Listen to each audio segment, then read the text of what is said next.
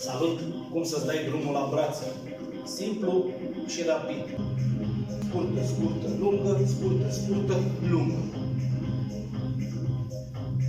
Se pot face cu gantere sau cu greutăți de-astea mici, gen sticlă de apă de jumate ținută în mâini.